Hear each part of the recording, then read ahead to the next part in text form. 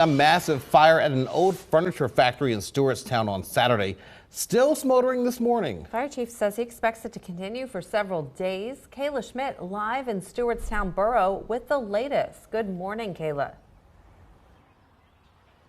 Yes, good morning to you, Allie and James. Chief of Eureka Fire, Todd Gibney, says those smoldering areas are now contained and cannot spread. It's getting a bit lighter out, so let's give you a look at the scene on this Monday morning. There are still areas of smoke that you can see. He does ask residents not to call 911 if they do see the same, as crews do have an eye on the building. Meantime, Chief Gibney calling this fire at the old furniture factory on Mill Street, the largest in the borough's history and likely one of the biggest in your counties. Gibney says the department has always feared a fire starting here. The chief says the department had a 13-page pre-plan outlining what they do just in case it happened. The plan even accounted for the possibility of losing several homes on High Street and Gordon Service Center. The chief says only one home on High Street has minimal warp siding, and the vacant Stewartstown Suites building has some siding melted. Gibney says that is a huge win for them, as hot embers and ash flew 2 to 3.5 miles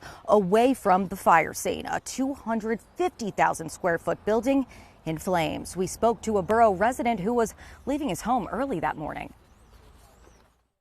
I can't remember anything bigger than this. Just seeing some of the drone photos and how enormous the damage was and how uniform it all was.